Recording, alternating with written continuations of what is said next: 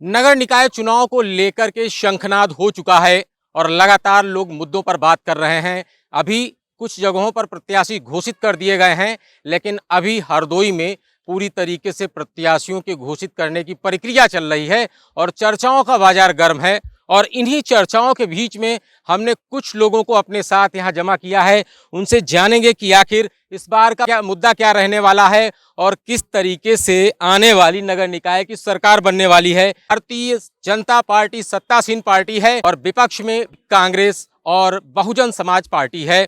ऐसे में हमारे साथ में कुछ महिलाएं हैं यहाँ पर, उनसे जानते हैं और शुरुआत करते हैं, क्योंकि वही सब कुछ संभालती हैं और कहीं ना कहीं नगर निकाय की जो सरकार होती है वह जिले को संभालती है, नगर पालिका के सिस्टम को संभालती है। उन्हीं से जानते हैं कि आखिर क्या कहना चाहेंगी इसकी शुरुआत में। देखिए, सबसे पहले तो महंगाई बहुत बढ़ती जा रही है। इस पर थोड़ा-सा लगाम तो कसना होगा, स्पेशली जो हमारे घर में गैस सिलेंडर यूज़ होते हैं, तो उनका दाम दिन-प्रतिदिन बढ़ता जा रहा है। एक तो ये बहुत ही अहम मुद्दा है। दूसरा ये है कि अपने हरदोई में कोई ट्रैफ़िक की ख़ास व्यवस्था नहीं है। सड़कों पे, चौराहों पे आए दिन जाम लग जाता है, चूँकि यहाँ कोई ट्रैफ़िक रूल्स नहीं है और कहीं न कहीं हम सभी को अगर ट्रैफ़िक रूल ऐसा कोई बनता है, तो उसका पालन ज़रूर करना चाहिए। और ये जो सड़कों की साफ-सफाई को लेकर का मुद्दा है, ये भी आगे आना चाहिए कि साफ-सफाई का भी विशेष तौर पे ध्यान रखना चाहिए। अच्छा, सड़कों की को लेकर के बात हो चली है। आप बताइए कि जो सरकार चल रही है और जो हरदोई में अभी तक नगर पालिका का हिसाब किताब चल रहा था, उससे आप कितना सेटिस्फाइड हैं और आने वाले समय में क्या चाहत है? देखिए, आपने देखा होगा कि लगभग 30 साल पहले जैसा था वैसा ही अभी भी है। यहाँ पर कोई ऐसा नहीं है कि कोई इंडस्ट्री लगा दी गई हो जिसके लिए कोई रोज़गार के साधन उपलब्ध कर दिए गए हों। या आप संडीला देख लीजिए जहाँ पे इंडस्ट्री लगाई गई है, लेकिन आप देख रहे होंगे कि हमारे यहाँ के जो निजी व्यक्ति हैं उनको रोज़गार नहीं दिया जा रहा है और बाहर के लोगों को रोज़गार दिया जा रहा है। आपने देखा होगा तमाम अधिकारी जो ऐसे भ्रष्टाचारी हैं जिनके खिलाफ कभी एक भी विधायक या सांसद नहीं बोला होगा। तो कुल मिलाकर विकास के नाम पर कुछ है ही नहीं। किसी सड़कों का विकास नहीं है, किसी नालों का विकास नहीं है।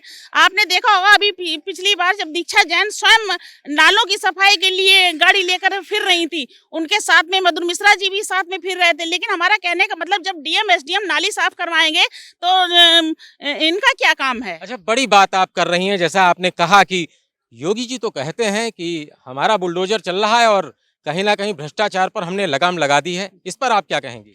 नहीं, देखिए बिल्कुल झूठ है, बिल्कुल कहीं भ्रष्टाचार और चरम सीमा पर हो गया। आप किसी थाने में चले जाइए, किसी अधिकारी पे चले जाइए, तुरंत जो है भ्रष्टाचार के सिवा कुछ मिलेगा नहीं।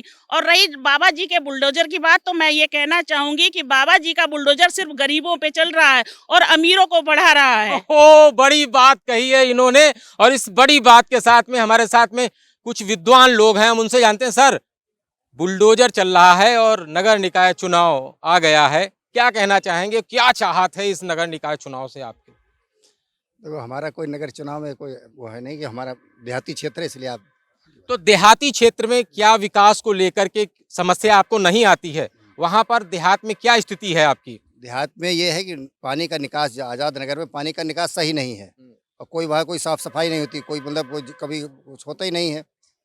बताते चलें कि हरदोई में जल निकास की बहुत बड़ी समस्या है और इस समस्या को लेकर के लगातार आवाजें बुलंद होती रही हैं, लगातार चर्चा परिचर्चा का बाजार गर्म रहा है।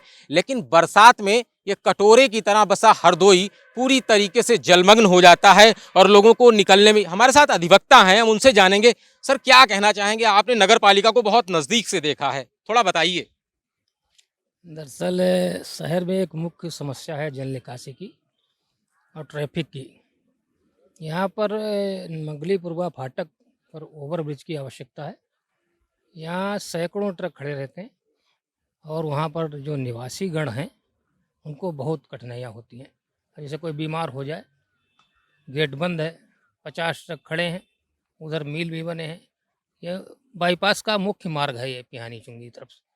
इसकी समस्या दूर होनी चाहिए। नगर निकाय चुनाव में यदि कोई चुनाव में अच्छा अध्यक्ष बनता है, अच्छा अध्यक्ष बनता है तो नगर पालिका अध्यक्ष जी को लेकर के आपसे पूछना चाहेंगे, हरदोई के जो नगर पालिका अध्यक्ष रहे हैं अभी तक, उन्होंने विकास कराया? नहीं कराओ, क्यों? क्योंकि अब आप गली गली देख लो। अगर हम जाएं तो सड़क बढ़िया बस गाड़ी वाले अगर हम हट जाएं तो हम भले ही अपना हम ठोकर खाई जाए। सड़क वैसी पड़ी, अब एकदम दसदाऊ हम आए। क्या मांग करते हैं? हम मांग करते हैं सड़क की, ना अपने बाप के लिए मांग करते ना अपने लिए मांग। बड़ी बात है, सड़क की मांग है, विकास को लेकर के मांग है। आपसे जानेंगे सर, क्या कहना चाहेंगे, जो नगर पालिका का इलेक्शन आ रहा है उसमें कैसा प्रत्याशी होना चाहिए जो विकास के लिए हरदोई को क्या दे, क्या कमियां हैं यहाँ पर? जैसे उमेश अग्रवाल, माननीय उमेश अग्रवाल जी मेरे यहाँ थे, उन्होंने काफ़ी बेहतर काम किया था। मधुर जी ने बिल्कुल काम नहीं किया है, लेकिन उमेश भैया ने बहुत ज़्यादा काम किया है। शायद ऐसा कोई काम हो जो उन्होंने ना किया हो। बुलडोज़र भी उनके काफ़ी रहा, गाड़ियाँ भी काफ़ी चलती रहीं, नालियों में दवाइयाँ पड़ती रहीं, हर चीज़ के लिए उमेश अग्रवाल जी ने एक्टिव रहा है। उमेश अग्रवाल को ही चाहते हैं कि अब किसे उमेश अग्रवाल को ही टिकट दी जाए। लेकिन पार्टी जिसको टिकट देगी ना उसी को तो मिलेगा। अब टिकट को लेकर के लगातार सोशल मीडिया पर कई नाम सामने आ रहे हैं, उनमें उमेश जी का भी नाम चल रहा है। तो ऐसे में अभी तक पार्टी ने किसी का टिकट नहीं जारी किया है, तो अब टिकट के लिए पार्टी तो ऊपर से ही आता है ना, कोई आदमी नीचे वालों की चलेगी? कोई बात नहीं, उसके लिए निर्विरोध खड़े होंगे उमेश भैया हमारे, उनको ही जिताएंगे क्योंकि उमेश भैया को ही। बड़ी बात है, भैया निर्विरोध वाले हैं और कह रहे हैं कि अगर निर्विरोध भी खड़े होंगे तो ऐसे भी स्वर सामने आ रहे हैं जिनको लेकर के लगातार चर्चा परिचर्चा की बाजार गर्म हो रही। इस समय हमारे साथ में पत्रकार हैं, उनसे जानेंगे। सर, थोड़ा सा बताइए कि क्या विज्ञान भूगोल है यहाँ का, क्या गणित है इस बार? पहले तो भाई की बात से हम सहमत नहीं हैं। अब उमेश जी का खैर ठीक है, उन्होंने भी कार्यकाल रहा बढ़िया, लेकिन मधुर जी ने भी, हम उनकी बुराई नहीं करेंगे, उन्होंने भी बहुत सारे काम किए, आवास विकास में बहुत सारे पार्क बनवाए, सड़कें बनवाई, लेकिन कुछ मुद्दे रह गए। तत्कालीन डीएम थे पुलकित खरे जी, उनके ज़माने में डेयरियाँ बाहर करी गई थी शहर से। शायद बहुत कोर्ट का भी आर्डर है कि डेयरियों को शहर में नहीं होना चाहिए, लेकिन फिर से सारी डेयरियाँ वापस आ गई। एक जल भराव की भी समस्या है। आवास विकास में जब से ये बेला ताली वो बनी है पार्क, तब से जल भराव काफ़ी हो जाता है। तो समस्याएं तो हैं, लेकिन उन्होंने काम किया, हम ये मानते हैं, सारा शहर लगभग मानता है। अच्छा, अभी क्या कमियां रह गई हैं जिन कमियों को पूरा किया जा सकता है? शहर में तो जाम की समस्या बहुत है, मतलब हर आदमी एक दूसरे का परिचित होता, अतिक्रमण नहीं हट पाता, कितनी भी कोशिश कर लीजिए, वो अगर हटा, आज अभियान चला एक रोड पे तो दूसरे चौथे दिन फिर से अतिक्रमण वापस वहीं पे हो जाता है।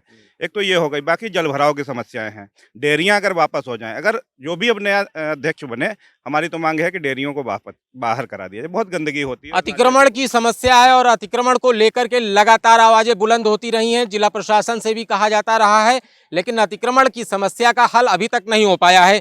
सर बताइए, क्या चाहते हैं इस बार के नगर निकाय चुनाव में, जो नई सरकार बनती है, जो नया प्रत्याशी, जो जिताऊ प्रत्याशी है, जो जीत करके आता है, उससे क्या चाहते हैं?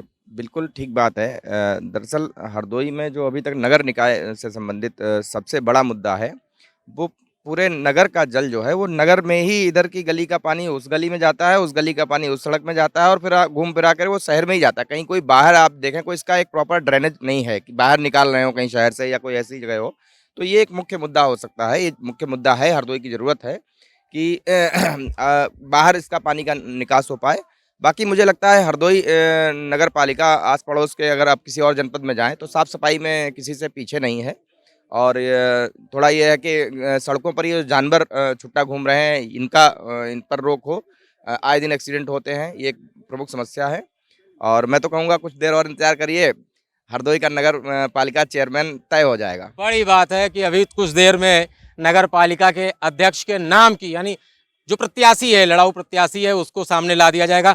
हम आपको और कुछ थोड़ा सा बताना चाहेंगे कि हरदोई में इस समय भारतीय जनता पार्टी के 8 विधायक, 2 सांसद, जिला अध्यक्ष और जो और भी ऊपरी है हिसाब किताब, वो पूरी तरीके से भारतीय जनता पार्टी के हाथ में है। ऐसे में विपक्षी पार्टी जो समाजवादी पार्टी है, उसके बाद में कांग्रेस है, बसपा है, वह पूरा एड़ी चोटी का जोर इस चुनाव में लगाने वाली हैं। और इस समय जनता जनार्दन हमारे साथ है। जनता जनार्दन लगातार नगर पालिका चुनाव पर, नगर निकाय चुनाव पर अपना पक्ष रख रही है। फिर एक बार हम उन्हीं लोगों के पास चलेंगे जहां से शुरुआत की थी। मैम, थोड़ा सा बताइए कि अभी और क्या हो सकता है, क्या क्या मन में है, क्योंकि हम मन से ही निकालने आए हैं। जी जी, भाई मन में हमारे ये है कि कम से कम शहर में जो इतनी गंदगी फैली हुई है, तमाम दुनिया का मच्छर, मुझे लग रहा है अगर बाहर लेट जाए तो मच्छर आदमी को उठा ले जाएगा। आखिर क्यों नहीं दवाई का छिड़काव होता, क्यों नहीं साफ सफाई की नहीं जाती? नहीं, कहते तो हैं हम संचारी रोग के अभियान चला रहे हैं और लगातार छिड़काव कर रहे हैं, और आप कह रहे हैं छिड़क नहीं रहे हैं। नहीं, वो सब किताबी जो है खाना पूरा कर देते हैं, उसके अलावा काम कुछ करते नहीं। अगर वाकई में करते होते तो आज ये इतने डेंगू के केस निकल रहे हैं। क्यों निकलते भाई डेंगू के? अब तो कोरोना के भी सुने जा रहे हैं कि कोरोना के भी केस बढ़ रहे हैं इस समय। हाँ, देखिए कोरोना भी बढ़ रहा है और डेंगू भी बढ़ रहा है और भी तमाम महामारी बढ़ रही है। तो इसका कारण तो एक ही है ना कि शहर की सफाई नहीं हो रही, शहर में कोई व्यवस्था नहीं है।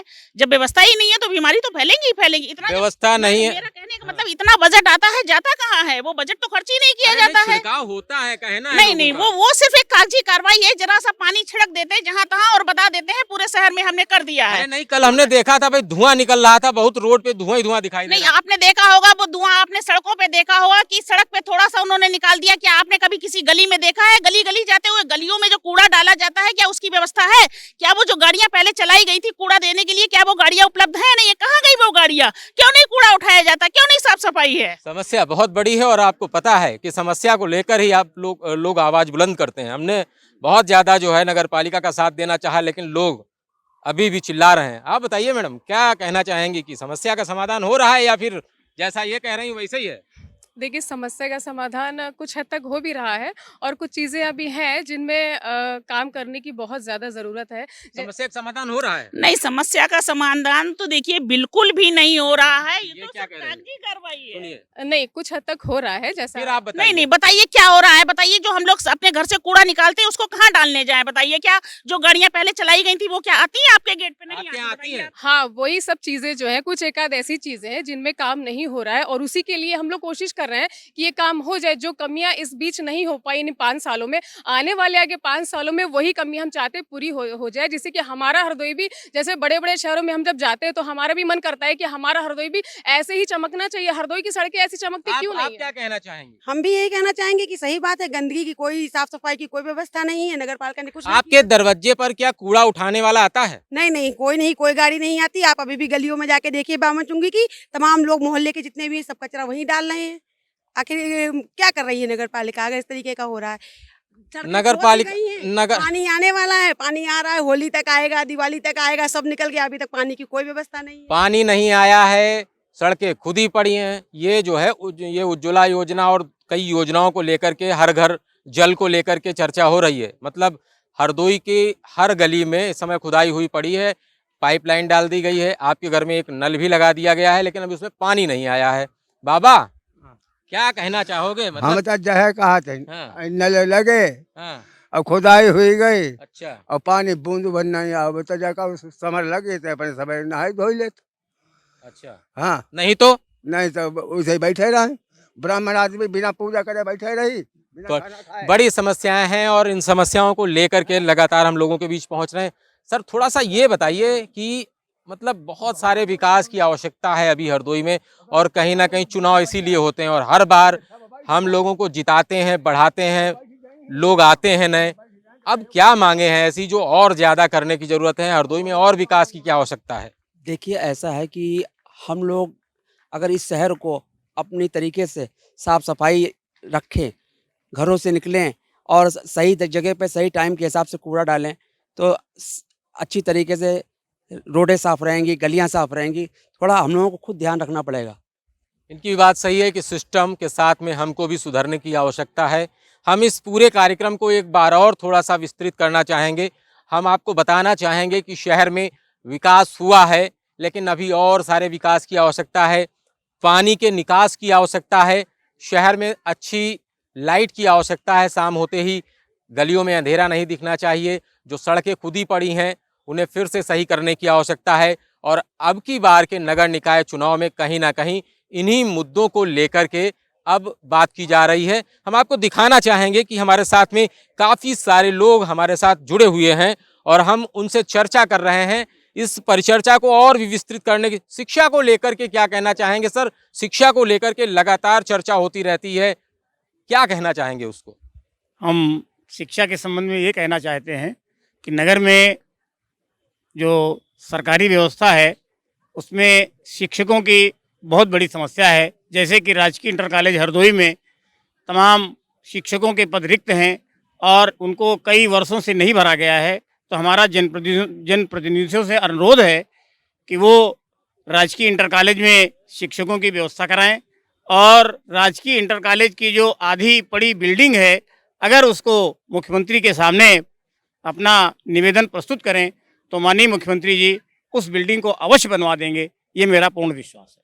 आप भी कुछ समस्याएं बता दीजिए जिनको पूरा किया जाना है, उसको लेकर के क्या कहना चाहेंगे? देखिए, सबसे बड़ी समस्या आज के दौर में ये हो गई है कि शिक्षा की समस्या जो है वो सबसे बड़ी समस्या हो गई। आपने देखा होगा कि किताबें कितनी महंगी हो गई हैं। किताबों पे जबकि सस्ता होना चाहिए था, जनता को कुछ राहत देनी चाहिए थी, राहत देने की बजाय किताबों का बजट महंगा कर दिया गया है और प्राइवेट स्कूल जो है मनमानी फीस ले रहे हैं और जो सरकारी स्कूल हैं उनमें टीचर्स जो हैं इतना ध्यान नहीं दे रहे हैं, क्योंकि टीचर्स के ऊपर ध्यान नहीं दिया जा रहा। बच्चे आते हैं 25 और टीचर आते हैं 5 और उन बच्चों के लिए जो 5 टीचरों का भुगतान किया जाता है 25 बच्चों पर। मतलब व्यवस्था जो है वो शिक्षा की बिल्कुल भी सही नहीं है और शिक्षा का सुधार होना अति आवश्यक है। आप भी कुछ ऐसा बताइए कि जिन पर सुधार की अभी आवश्यकता है, जिसको लेकर के बात की जा सकती है।